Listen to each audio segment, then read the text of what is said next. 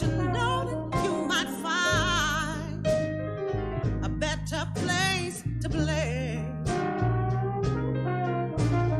You said that you had never been, but all the things that you have seen are gonna fade away. So I'll start a revolution from my bed, because you said the brains that I had went straight to my head. Step outside, it's summertime in bloom.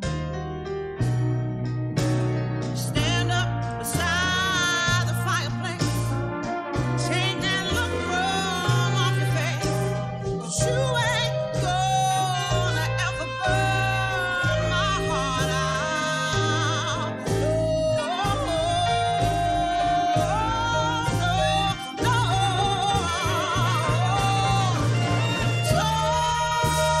Sally can wait. She knows it's too late as we are walking on by. But so it's a lot to wear. But don't look back in anger, I heard her say. Hey, folk. Yes, I know the screen's wrong. That's just because we're short somebody. That's all right. There was some confusion, but you know what? We got enough power for 3 guests between the... We're fine. Everything's fine. It's going to be fine. Happy to have you. The world isn't ending, as far as I know, but I don't know it's not either.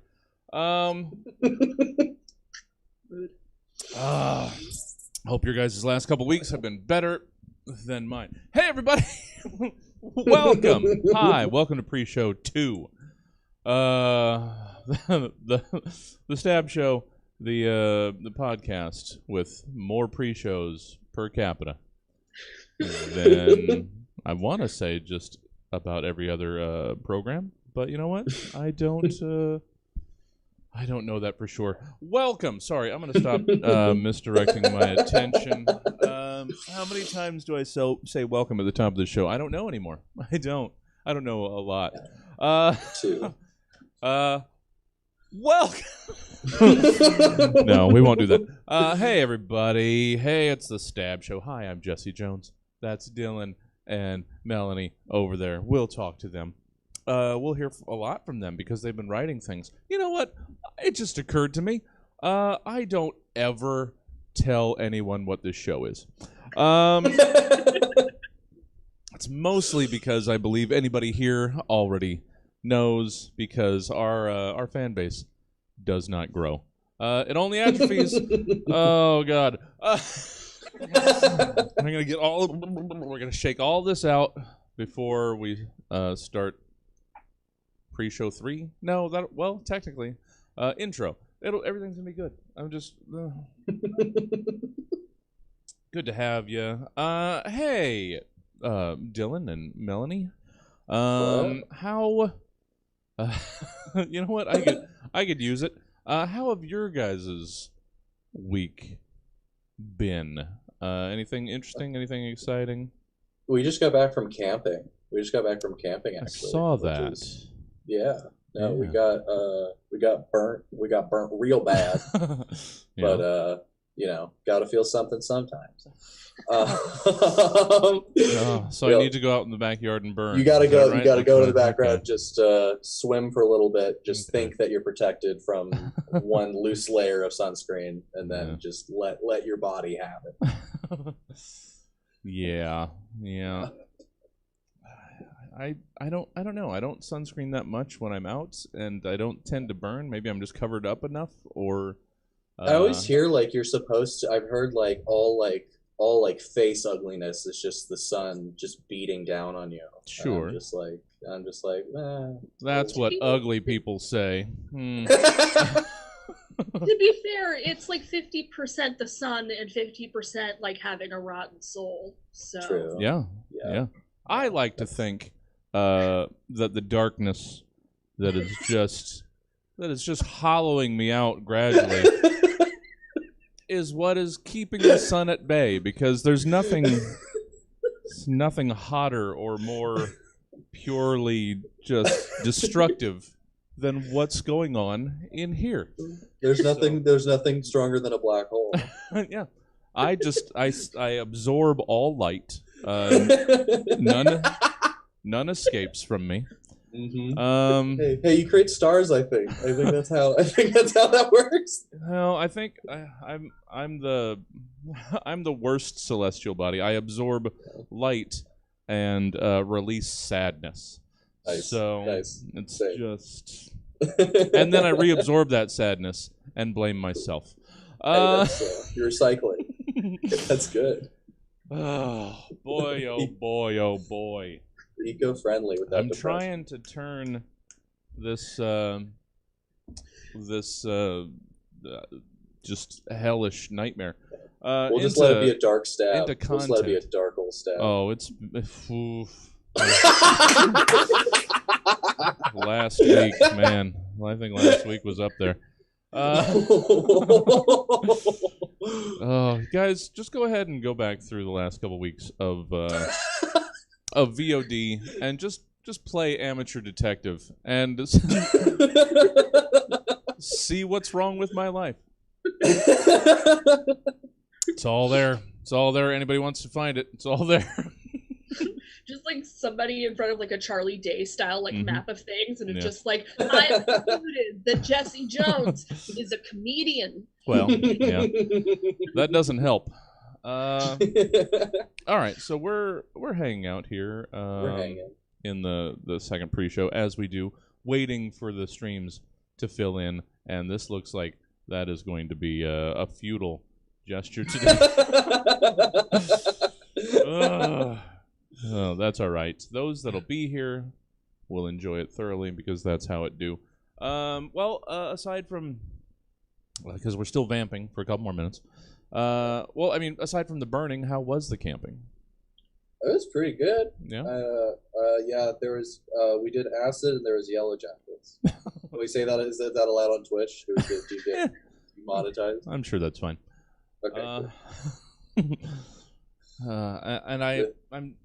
I'm assuming that there's no current slang that I'm not aware of, and that the acid was good and the yellow jackets were bad.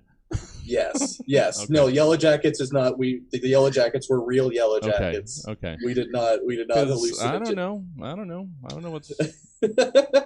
Could be anything. Yellow jackets is a cool term for a drug. Yeah, I could That's go for be some something. yellow jackets right now. You want some yellow? They're clearly pills with the shiny coating, just a bright yellow, maybe with a black stripe. So now we're marketing. We're advertising. I need something. If we're gonna have one person in the goddamn stream, then I have to figure out what I'm doing next with my life. Yellow Jack, you're gonna Breaking Bad. Just about to just gonna Breaking Bad. Figure out what the yellow jackets are. Oh, guys. Well, you know what? In theory, this is still a podcast, so someday this will be heard for what it is, regardless. We've done shows for nobody before. Oh yeah, same here.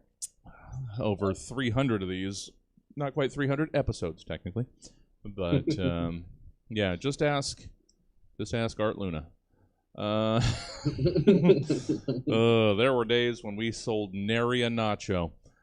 Nary a nacho. Yeah. Is that your biography, your autobiography? Yeah, nary a nacho sold. Nary The a Jesse nacho. Jones story. It's a picture of one of those yellow jacket things. Yeah. Just a single Just shallow focus. on a table, just a white table, single yellow jacket in the middle. Well, you know what? I appreciate you, Necrosynthetic. If you're the only one that's going to be in the stream right now, this is a private show. This is all for you. All for you, bud. Thank you. I've been doing comedy in this town for 20 years, and I'm still doing private shows. All right. Room for growth. Everybody escape. Don't do this with your life. Don't. You'll lose everything. All right. Oh, biscuits. All right, you know what? Fuck it. Biscuits. Let's start a program. I'm looking forward to what y'all's got. It's going to be a lot of fun. Thank you for joining us. If you're not joining us now, later. Whenever you do finally join us, we're thanking you then. Let's start the show. Roughly 24 to 92 hours ago, Stab's team of comedy scientists commissioned 3 specific humorists to give various potentially comedic takes on several random topics, which they will now perform for the first and likely last time in front of a live studio audience in a show called There it is. Stab. Good evening and welcome to Stab, the very definition of overstaying a welcome. Let's introduce tonight's panel. Our first panelist owns and operates a very successful chain of formal dress recreational sports leagues. He's a fantastic improviser and performer. It's Dylan Fox. Thank you, Jesse. Hello, glad to be here. And our second panelist believes that the children have no future. They're a Stab show favorite. It's Melony Ford. Woo! And I'm your host, Jesse Jones, even better than last year's model. That's debatable. Welcome to the Stab Show, everyone. More and more worried that things are unfortunately going to go how they expect. Let's meet tonight's panel. Just comb through the last 2 weeks. Dylan, hey there. Hello. Putting on the chipper voice while drinking We're pain-killing alcohol. We're doing good. This isn't a dark episode. We're doing it. It's great. Dylan, how are you? I'm doing good. I'm happy. Super happy. Chipper. Nothing but happiness here. Yeah, no. We're it's okay. I'm doing good. Cool. Thank you. I mean, we went through it in the pre-show, but you might have done something else interesting recently, or is it just a trip? I mean, Didn't I got a necessarily job. mean that, yeah. Oh, you got a job. I got a job. Yeah, Nice. I'm about to cook some pizzas. Oh shit! Yeah, career Noble. move. Noble occupation. Noble occupation. I briefly delivered some pizzas. How was that? It was all right.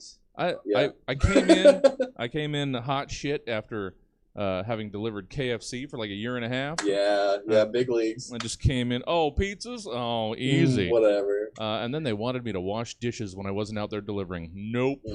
No, out of there. Out of there. Good for you, Jess. You had boundaries. I drive. I don't wash. So, well, that's good. Jobs are good. I could maybe use one of those. I mean, doing all this seems like a job, but maybe not to some. Thank you, Dylan. Thanks for being here. Looking forward to all of the wonderfulness and or darkness that is to come. Melony, hey there. Hello. Hey, good to see ya. Always good to see ya. How have things been with you? Oh, you know. Oh, no. Dark episode. Oh, there's so much sadness here. I also have a new job, though. I technically went back to an old job, but all right. yeah, still counts. I work with children, so hopefully none of them Google my name. Yeah. All right. So that's all it takes. I just have to Google and I'll find. All right. All the dark secrets. Oh. Well, good. Everybody's employed but me. You're employed in our that's not hearts, true. Jesse. I'm super, super employed. I'm too employed, some would say. Some might say. Thank you guys for being here. Unfortunately, we're short one Bill Wallace. Miscommunications. All sorts of things. He's terribly, terribly sorry to not be here. But we got Dylan and Melony. What more do you need? Fuck all is what more. We got what we need. Let's get the show going. All right, and unsurprisingly, we begin with segment 1. It's reorganization. Oh, baby. There was a time, not very long ago, mind you, that clouds were just used for rain and shape gazing. When if you needed to get information from one big ol' lump of technology to another, you had to earn it. And then it was just trapped on the disk forever. And you just had to live with it. Spindles of CDs lived in every computer-owning home. It was horrible. But it was the time of the compact disc write once, or CDWO, hyphen you can use or not. But since we freed ourselves from that data tyranny, how about we come up with what else CDWO might stand for or represent to us? Dylan, let's hear your CDWO. Hello there. Thank you for tuning in to the KFUQ Public Access Network. Today, I'm going to introduce you to a group of gals who have a fold very near and dear to my heart here at the Clydesdale Women's Origami Center. So, come on, let's check out the CDWO and crane our necks in support of these wonderful ladies. Here, we have our celebrity ex-actress, Barbara. She is 74 and has the gams of Margaret Sullivan, if I say so myself. You can see here she's folding a wonderful origami heart. How wonderful, Barbara. You can tell she has a paper sharp wit. Next, we have Agatha working on a beautiful origami boat. She is a passionate young woman of 65 and enjoys visiting lakes with the ducks. Wow, Agatha, what a Chinese hobby. This is Edith, working on a fun little origami man. In her spare time, she writes erotic fan fiction about the Iraq War. Oh boy, now isn't that interesting? Talk about smoothing things over. Now, I'm going to show you one of my favorite parts of the CDWO, the origami dioramas. Oh boy, isn't that a mouthful? And no, Edith, I'm not talking about one of your stories. Here, we have Barbara reliving one of her favorite moments on stage with an origami shanty singer. Talk about folding a corner on the past. Now, lovely Agatha has created a wonderful scene of some beautiful origami ducks taking off from the water. She's so concentrated, it's like a religious practice for her. Finally, we have our lovely Edith, who has created a scene of Miss Barbara Bush in the throes of ecstasy, while George W. Bush, with origami nipples, has a speech bubble saying, "Mission accomplished." Talk about a paper-sharp wit. Now, before we go, I just want to let each of these ladies say their goodbyes to hopefully get you to come down and visit the CDWO. Barbara? Goodbye, lovelies. Come fold with me. I swear I don't bite. Oh, Barbara. Agatha? Hello, everyone. I really hope you can come down to the center. It really is a wonderful place. Thank you. And now Edith. Corporal Roddick, it's Edith. If you're watching, I need your Desert Storm, baby. I've waited 20 long years for you. I've been doing origami to blow away all this pent-up horniness you've left me with. And now these hands urgently need to be the property of the United States Marine Corps, yet again. I will gum you up like an Uzbekistani assault rifle. Come find me, Roddick. Rar. Talk about coming from a foreign country. Anyway, I hope to see you all down at the Clydesdale Women's Origami Center. Goodbye and God bless. All right. That's it. Yeah. That's no, it's good. It's good. I can make you one. I can make you a diorama if you want. No, I'm just to be fair, as everyone should have been, just a little taken aback by the thought of Desert Storm /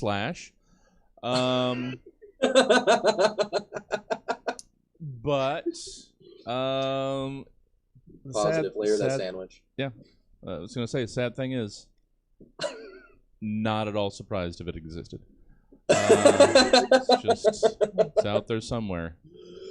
I don't know if Usenet exists anymore, or if that just transformed into Reddit. I'm not sure what, but there's a forum out there somewhere. Some well, Lord's work. thank you and curse you, Dylan Fox. Thank you.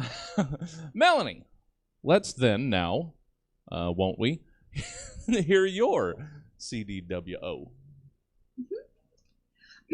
It's well known that capitalism runs on supply and demand. If you overflood the market with your wares, the wares will drop in value, possibly until the value is less than the investment you put into it to make or cultivate it. People honor and mine this system with basically every good that can possibly be distributed. Every single good, except for one.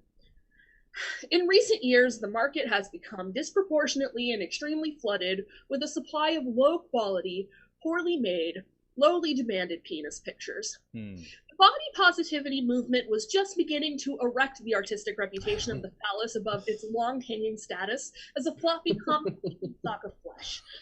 Western civilization was this close to having the Georgia O'Keeffe of peepees.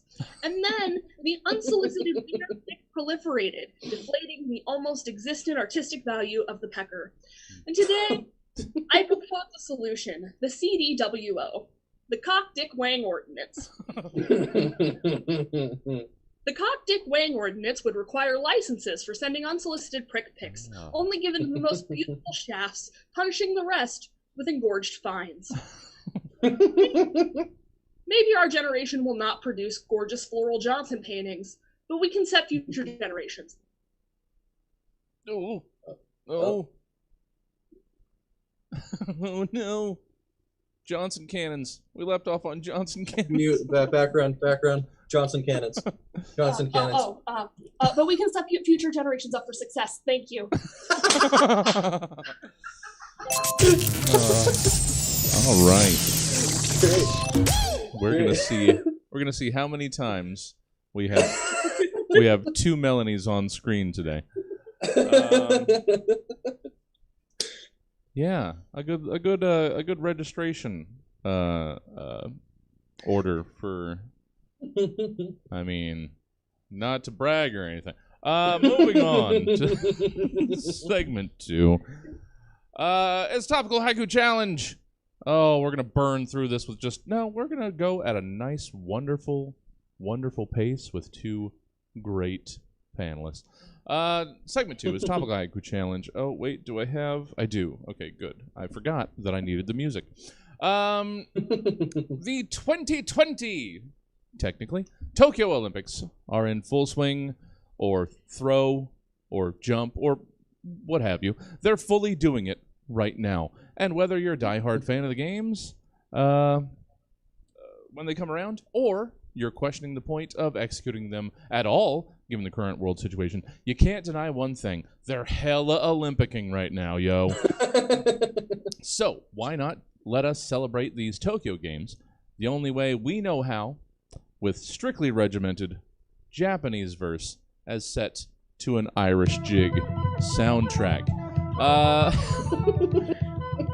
Let's hear 3 haiku each about the 2020 Tokyo Olympic Games, shall we? So, we'll start with Dylan, then back and forth. You guys understand how it works. So, Dylan, let's hear your first Tokyo Games haiku. Precise little moves. Years training for this moment. Lame anti-sex bed.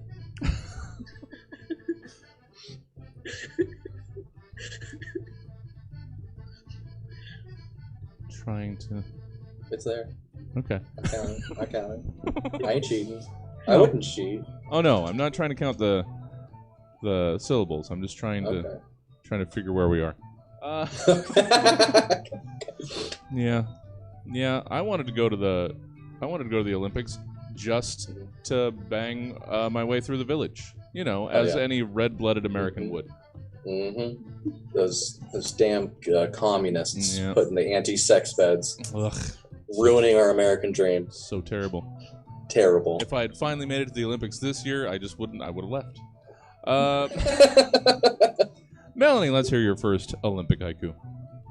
So today my haikus have titles. Oh, nice. The first one is titled, The The first one is titled 45-Year-Old White Guy in IT. Okay. I don't have a gold medal because Simone Biles failed America. He put all of his eggs in that basket. Yeah. All right. So we've got a theme developing for one half of this. Or maybe both. Maybe they have different themes. I don't know. Let's find out together. Dylan, let's hear your second Olympic haiku. Tokyo Olympics haiku. You can't do any drugs when you do the Olympics? That's lame as shit. What the fuck? That's just one syllable. Sure. I said it's one syllable. You run it together. Yeah. I only heard one syllable. All right. So far, the arguments against are no sex and no drugs. Sticking to what I know. All right, Melanie. Let's hear. You know what? It could go in a completely different direction. It could. Let's hear your second Tokyo 2020 Olympic haiku. The second haiku is titled 27-Year-Old White Guy Who Ghosts His Tinder Dates the Second They Put Out. Simone Biles is a sociopath. This is peak sociopathy.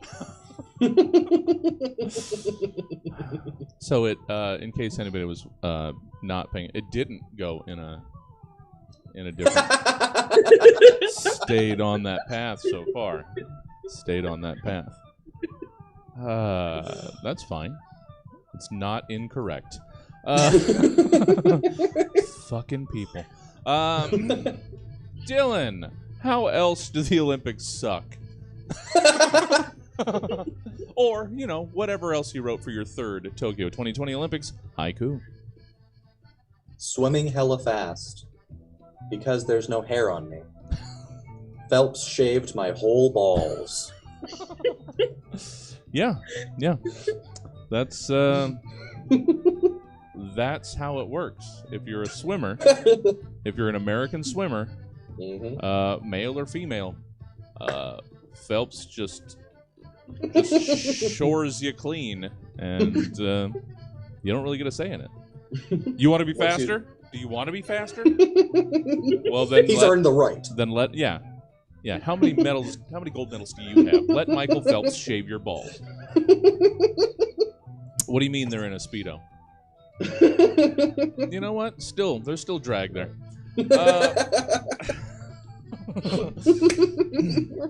All right, Melanie, let's wrap this up then with a very positive, very uplifting third and final 2020 Tokyo Olympics haiku. My final haiku tonight is titled 67-Year-Old White Guy Who Has Been Completely Reliant on His Wife of 47 years, doing literally any responsibility outside of him going to work in order to stay alive. Simone Biles is lazy! The twisties are an excuse to be lazy!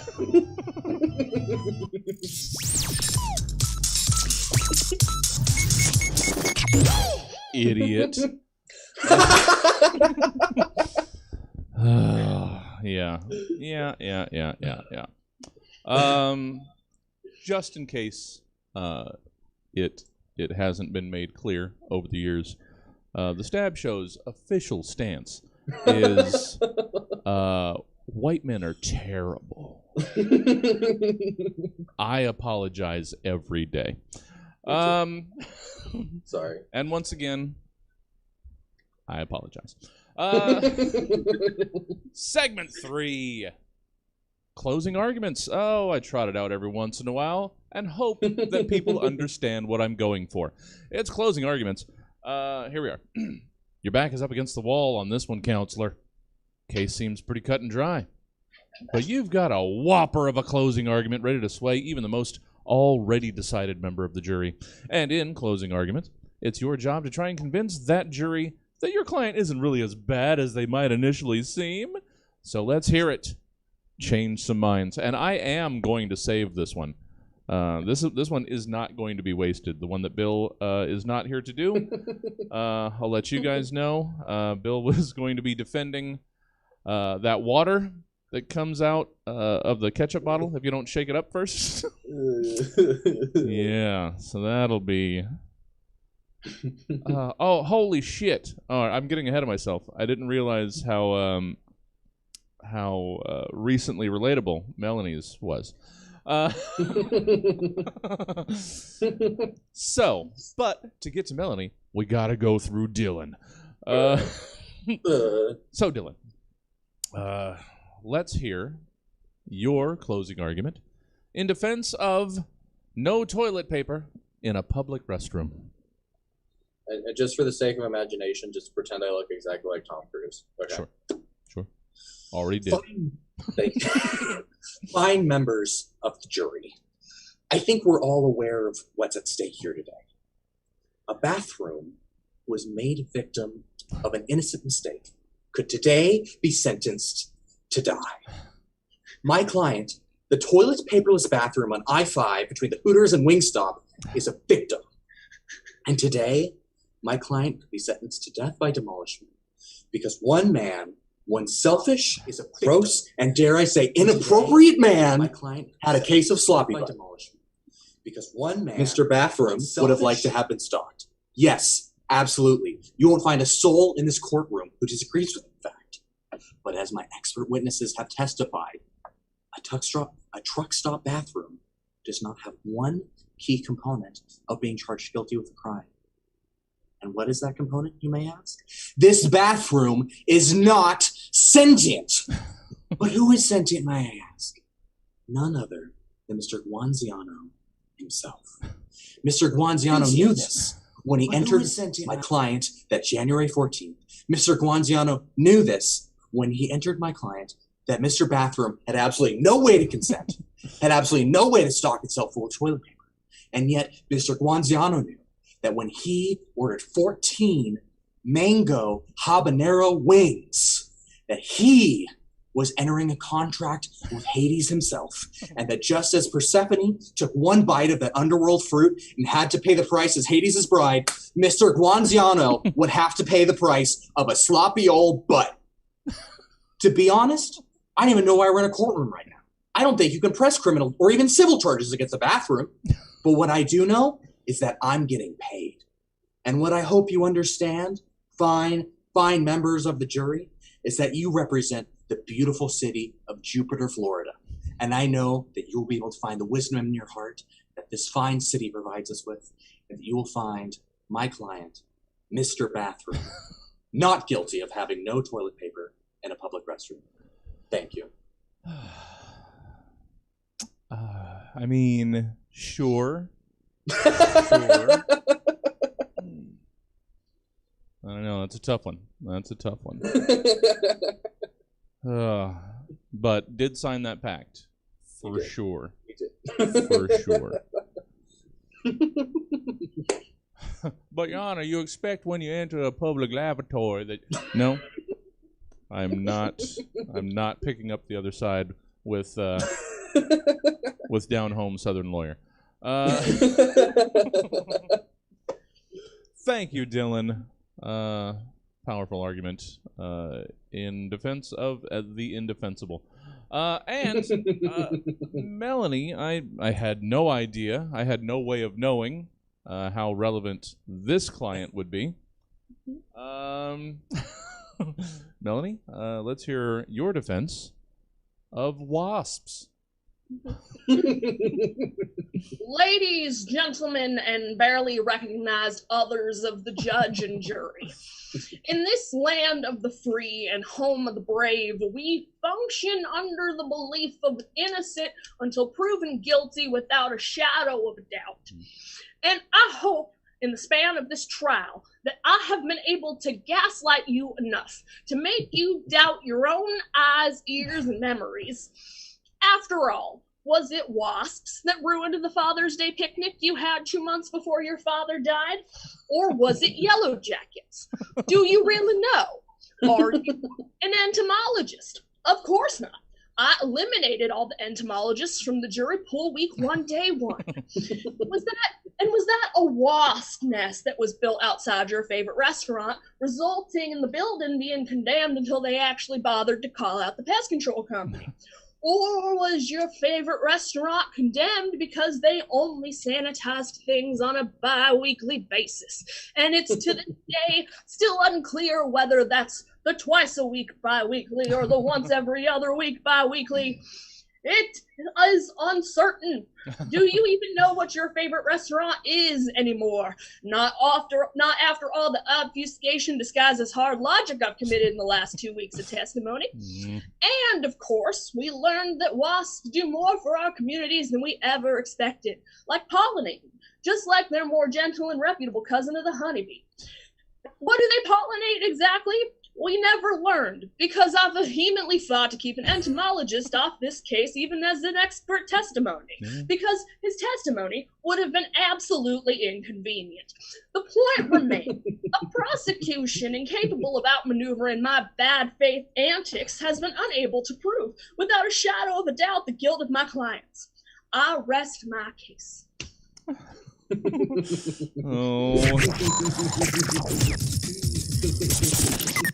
So there are certain flaws in the justice system.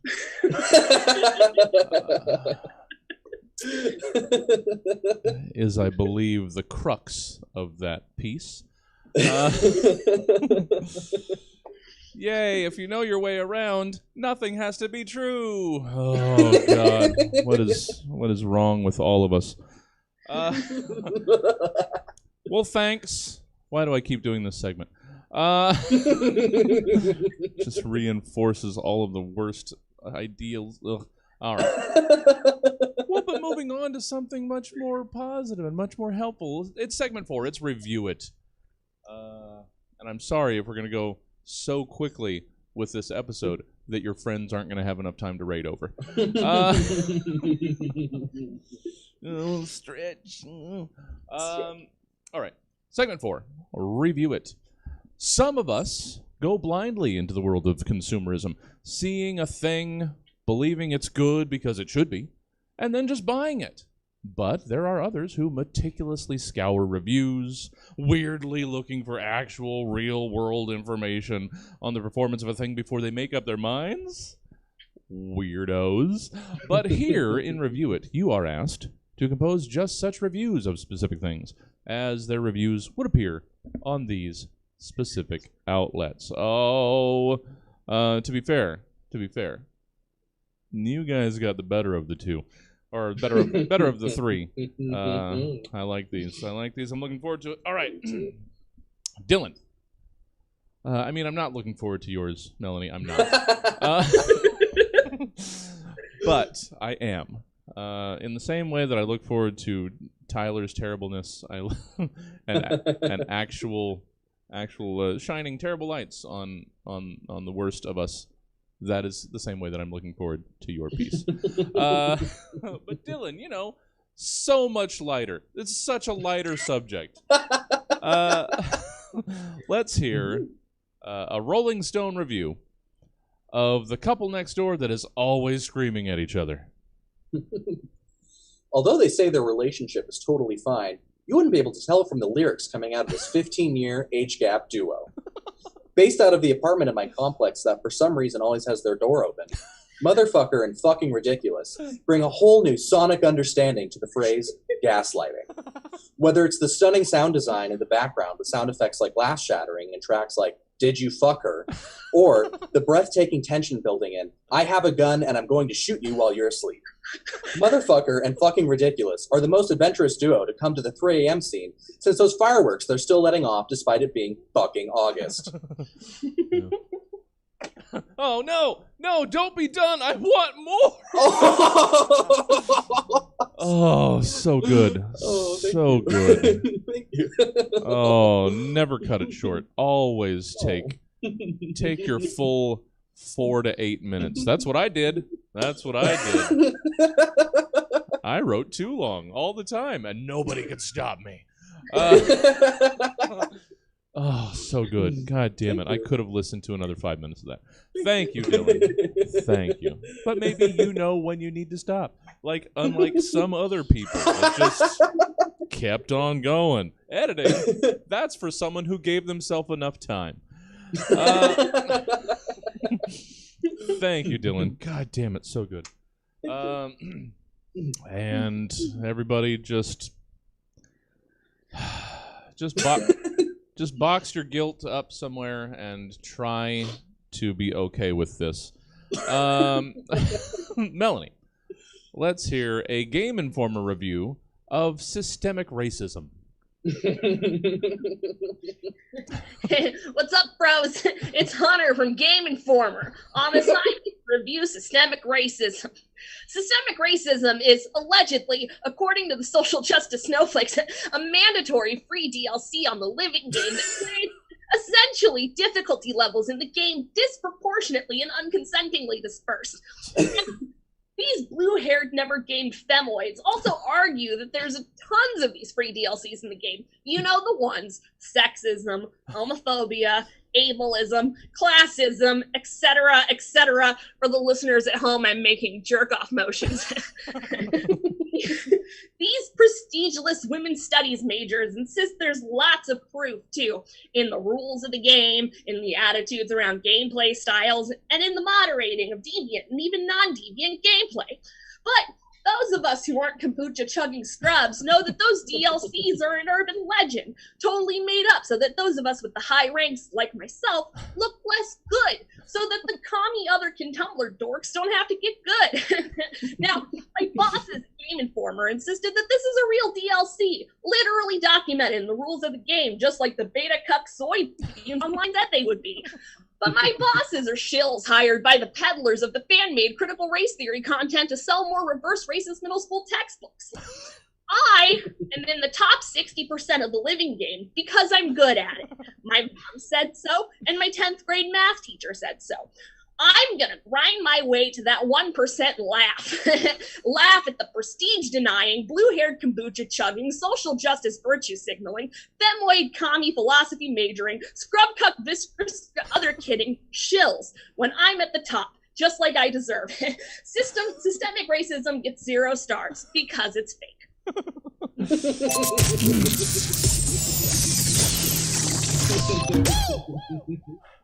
If you're uncomfortable, then you're the problem.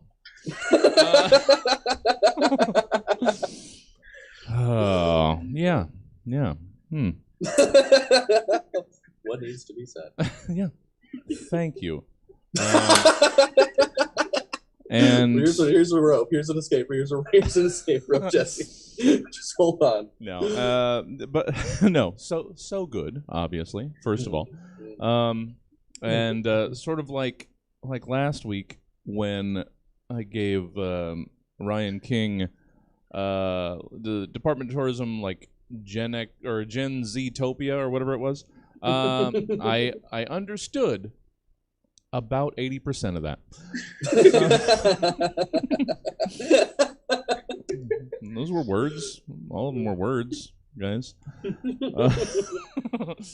Oh, and sadly, we've hurtled all the way to segment 5. Guys! Oh, I'm sorry. But you know what? We know Bill. He would not have made the show last that much longer. Also about brevity for the most part. Well, we're at segment 5. It's movie makeup. An old favorite. The motion picture. It's pretty neat. That's all. We don't need to dig that much deeper. We know movies are super duper keen to the extreme. Saying more is just wasting each other's time. We get it. So, instead of just reiterating how cool movies are, how about we make up some of our own? In Movie Makeup, I ask you all to give us your synopses of made-up movies based on the following titles, sourced from some of the various random title generators of our friends at seventhsanctum.com. They still don't know that we do this. We're not actually friends.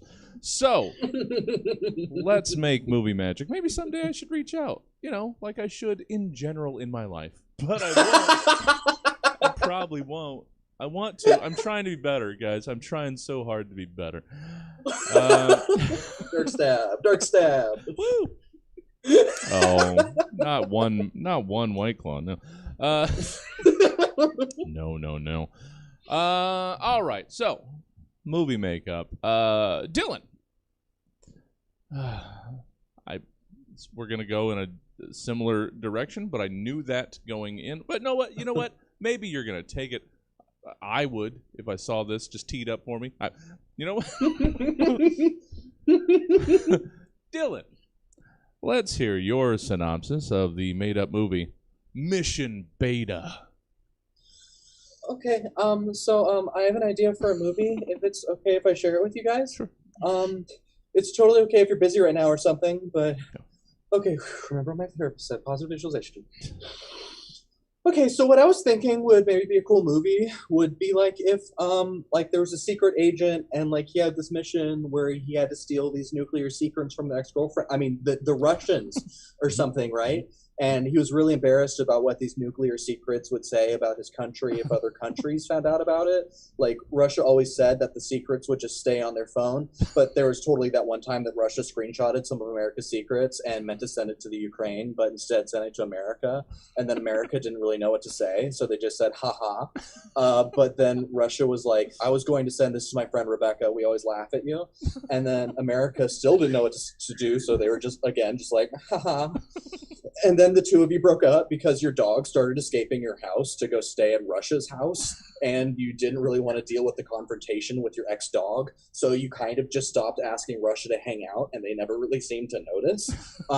But anyway, like I said, America is worried these pictures Russia has of your nuclear secrets are going to be posted at r/smalldicks on Reddit, and you really can't let that happen again, because the last time your work found out and America's boss sent the link out in a company-wide email, and like you said, America really can't deal with conflict.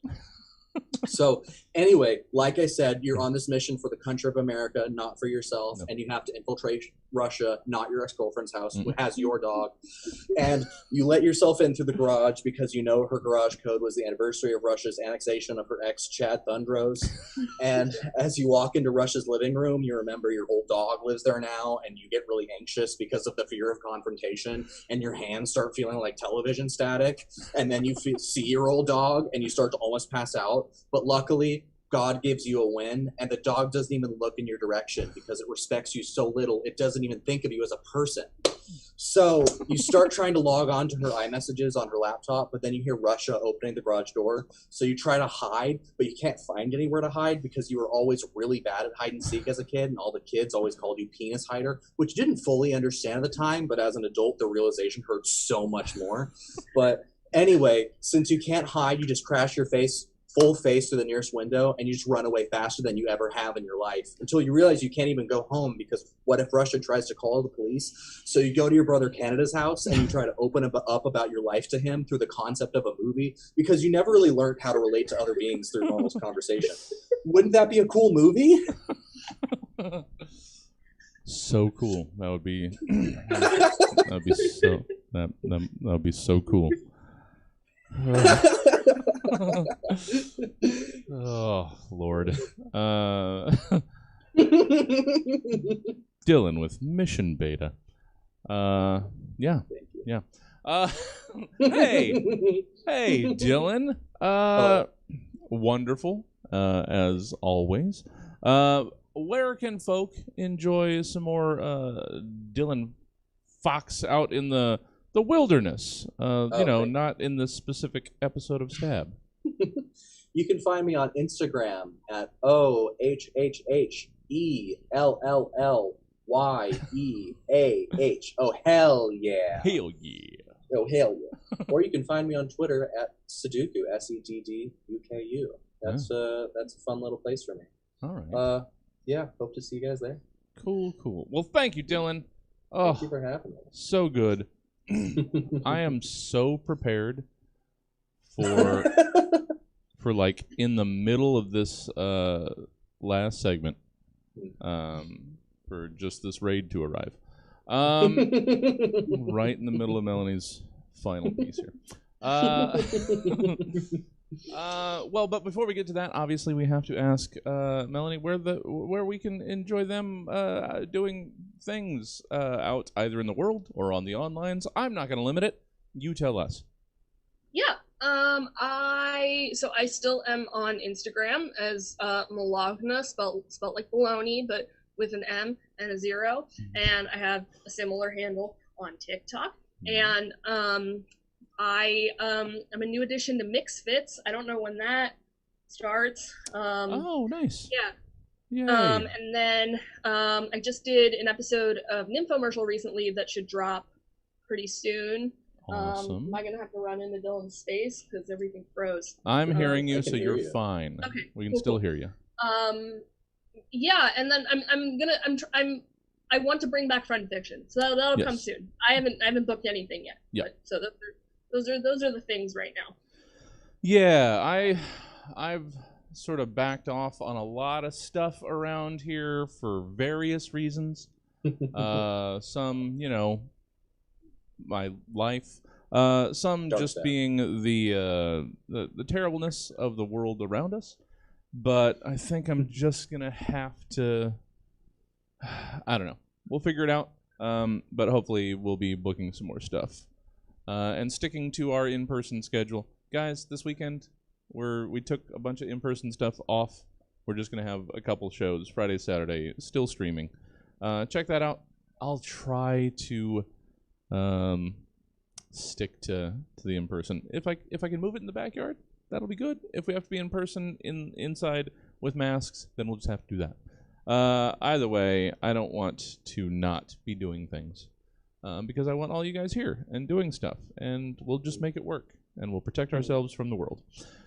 And that being said, let's finish up this edition of the Stab Show. Movie makeup. Melanie, let's hear your synopsis for The Impossible Super Foxes. Okay. Multiplicity meets the Avengers. The Impossible Super Foxes is about a superhero team that is all clones of Dylan Fox.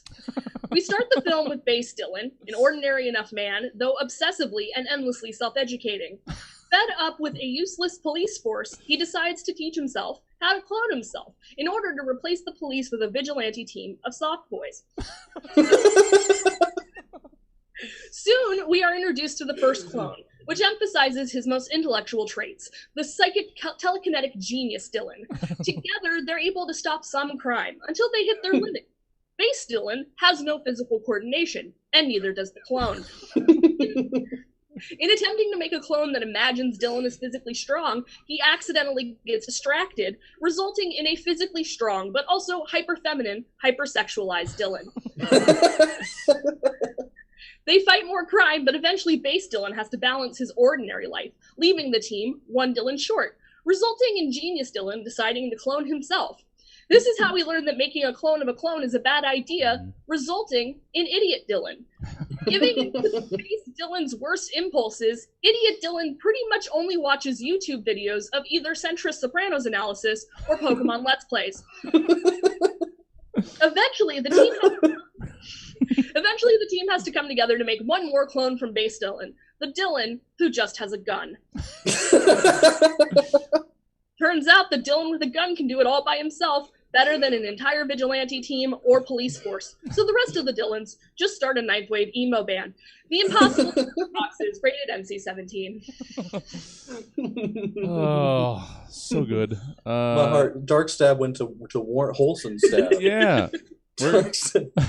We're going to have to end this episode real quick because it's going to get sloppy. And that was Stab.